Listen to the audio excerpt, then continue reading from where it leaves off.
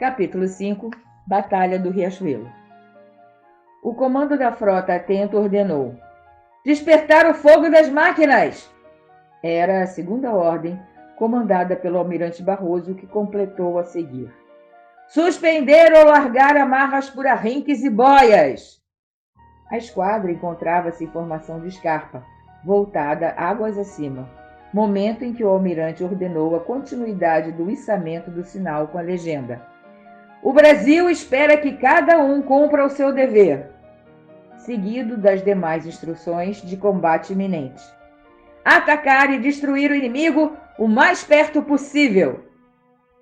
Ante a inesperada reação, a esquadra paraguaia desceu o rio, perfilou-se com a esquadra brasileira às 9h25 aproximadamente, quando foi disparada a primeira carga de uma saraivada de fogos rugentes.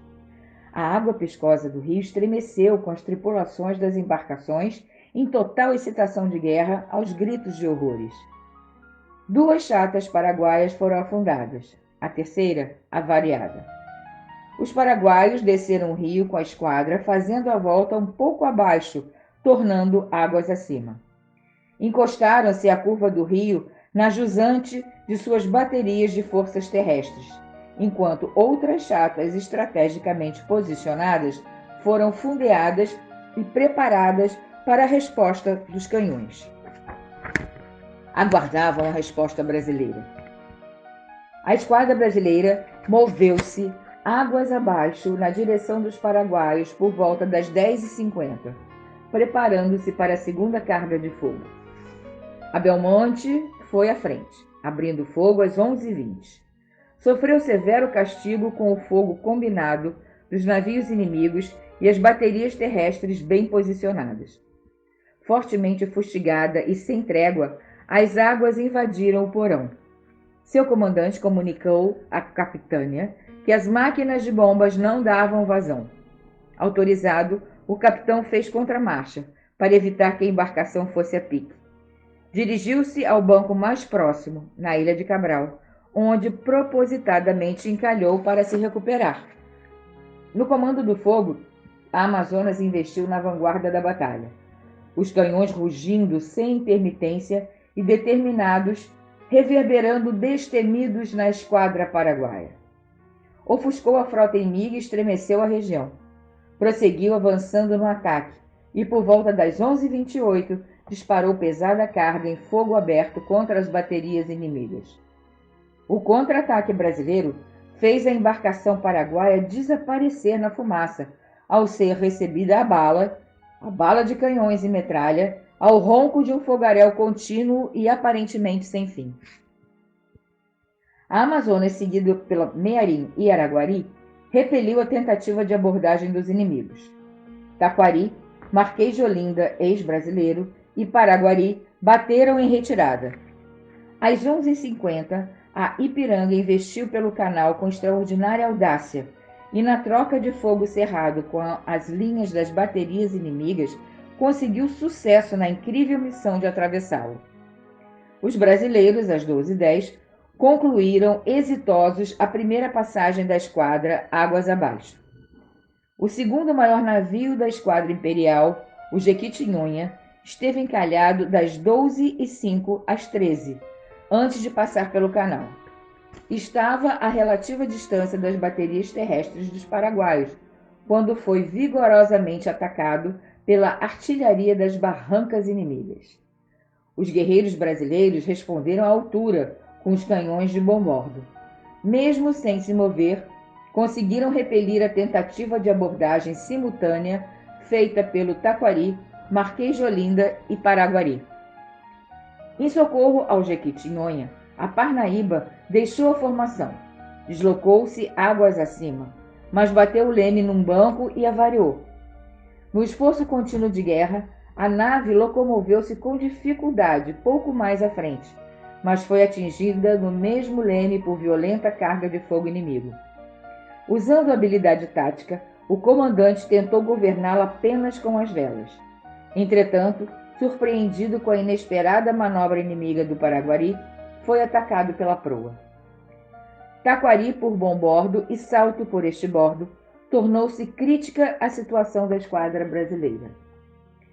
Com a Belmonte e a Jequitinhonha fora de combate, encalhadas, a bandeira brasileira foi arriada do mastro do navio Parnaíba. A leitura sobre os fatos da batalha deixou Sheila, Caioa e Públia. Por que teria pedido ao pai a execução de tal tarefa? Exatamente no dia da semana em que, à noite, precisava estar tranquila, preparada para assistir à reunião que prazerosamente frequentava. Quem sabe, talvez, tenha sido essa a razão de seu pai não ter lhe contado a respeito das graves e dos graves acontecimentos. Provavelmente para poupá-la de dolorosos sentimentos. A saudade punge-lhe a alma e a preocupação é torturante. Como estará seu povo? Até que ponto sua gente suportará esses sofrimentos com os conflitos? A falta de notícias mais detalhadas há algum tempo a incomoda, mantendo-a em permanente desconforto, não obstante as atenções e carinho dispensados. Mas não deseja incomodar o pai, que tem renunciado a tantas oportunidades por ela. Precisa mesmo concluir a faculdade, a cujos estudos dedica-se sem esmorecimento e com muita alegria. Considera superado o preconceito inicial que antes lhe fora dispensado. Conquistou bons amigos, o respeito dos antagonistas. Faltam agora pouco mais de 2 meses para concluir os estudos de graduação com os louváveis resultados obtidos. Sabe que não deve entristecer-se a ponto de se deixar dominar e necessita estar em dia com a informação, por mais que lhe doe. Na faculdade, a cobrança é frequente, embora velada. Diante dos amigos mais próximos, precisa dizer algo a respeito, prestar alguma informação quando requerida, à exceção de Cristiane, que é para ela toda compreensão e carinho, na afeição e ternura de irmã muito amada. Dá alguns passos. Toma um copo d'água e uma caneca de porcelana muito bem trabalhada, com detalhes em ramalhetes de delicadas flores estampadas. Observa os detalhes, as delicadezas apresentadas no pequeno vasilhame. Volta à escrivania, em cogitações íntimas profundas. Olha sem pressa pelo mesmo vitral em que seu pai a esperava. Contempla à distância um gorducho, às voltas com vira-latas, insistente e muito importunado. O gorducho caminha com lentidão. Carrega um peso tal no corpo que o impossibilita de mover-se com maior celeridade. A cada passo, ameaça jogar alguma coisa no cãozinho, olhando a todo momento para trás. Continua caminhando, pesado, com um andar malandro como um pato. O cãozinho, ameaçado pelo homem, acovarda-se, volta-se grunhindo e correndo como a pedir socorro. Tão logo se certifica de que nada o atinge, torna de novo a importunar o velhote, ameaçando mordê-lo no calcanhar, como se insistente estivesse a dizer: "Não me enganas, ainda vou conseguir te morder nesse calcanhar sujo." E assim a cena vai se repetindo. O gorducho cada vez mais irritado, fazendo caretas, proferindo impropérios indecifráveis. Todas as vezes que o senhor idoso gordinho por ali passa, mantendo a sovina, a cena é sempre a mesma, pois nunca se desfaz do que ameaça jogar no cachorrinho nervoso, ameaçador, irritante, porém medroso.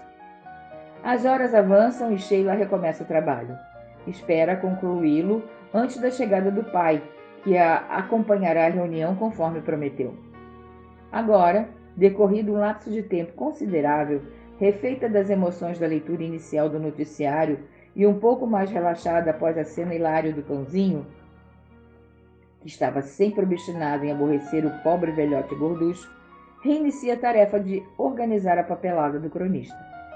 Dá continuidade aos trabalhos para finalizá-lo o quanto antes. "Preparar para a abordagem!" lê, apreensiva. A voz tonitruante do comandante brasileiro manda tocar as máquinas a todo vapor sobre o navio Paraguari, abrindo-o ao meio. Vendo-se perdida a tripulação inimiga do navio paraguaio, teve tempo apenas para buscar a praia, abandonando-os às pressas. Entretanto, o Capitânia Taquari, o Salto Oriental e logo depois o Marquês de Olinda conseguiram, pela popa inimaginável, abordagem ao Parnaíba. Os paraguaios entraram em luta fraticida. Enfrentaram corpo a corpo os brasileiros em sangrento e terrível duelo. Os 3 navios paraguaios tomaram o Parnaíba de popa ao mastro maior. Os 3 navios paraguaios tomaram o Parnaíba da popa ao mastro maior. Durante 1 hora permaneceram em batalha de encarniçada luta. Troncos eram perfurados por baionetas, cabeças degoladas, pernas e braços decepados por espadas em terrível quadro.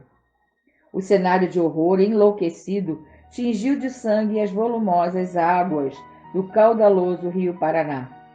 Em combate, entre outros bravos marujos, destacaram-se o guarda-marinha brasileiro João Guilherme Greenhalgh, o imperial marinheiro Marcílio Dias, o capitão do 9º Batalhão de Infantaria Pedro Afonso Ferreira e o tenente do mesmo batalhão Feliciano Inácio Andrade Maia, todos mortos na defesa de embarcação e da bandeira. O pavilhão brasileiro foi arriado pelos paraguaios. Ante a trágica ocorrência, o comandante do Parnaíba deu ordens para incendiar o paiol, a fim de evitar que a embarcação de heróis caísse em mãos dos 575 ferozes atacantes inimigos. Para evitar serem atingidos frente à reação do capitão brasileiro, as embarcações paraguaias abandonaram o costado do Parnaíba. Imediatamente, a esquadra brasileira fez água acima veloz e veio em socorro aos 263 valentes defensores do navio. Valeu a pena a luta pela corveta Parnaíba, os 7 honrados canhões cuspidores de fogo e principalmente por sua pundonorosa tripulação. Tendo descido o rio e completado a volta, o Amazonas investiu águas acima e, por ordens do comandante da esquadra, Almirante Barroso, jogou a proa contra o casco do Jejuí, pondo-o a fundo. Jogou a seguir a proa, também contra uma chata paraguaia, levando-a a pique. Livre da abordagem, o Parnaíba içou a bandeira brasileira, recolocando-a no local próprio. Ao avistar o salto oriental parado, a fragata Amazonas repetiu a manobra, afundando-o também. Dirigiu-se velozmente e repetiu a manobra contra o Marquês de Olinda. Este, atingido pela proa, desceu o rio desgovernado, encalhando pouco mais abaixo. Sustentar o fogo, que a vitória é nossa!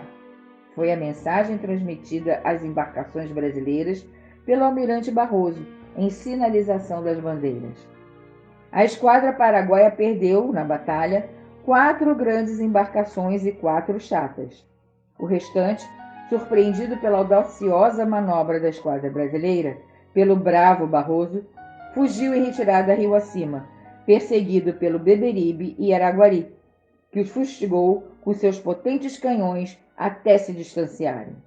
A batalha estava terminada às 17h30, com evidente vitória da esquadra imperial, comandada pelo insigne almirante Barroso. Uma vitória decisiva para a Tríplice Aliança. Passou a controlar, a partir de então, os rios da Bacia Platina até a fronteira paraguaia. Garantiu o apoio logístico às forças terrestres e bloqueou definitivamente qualquer ajuda ou contato de Lopes com o exterior.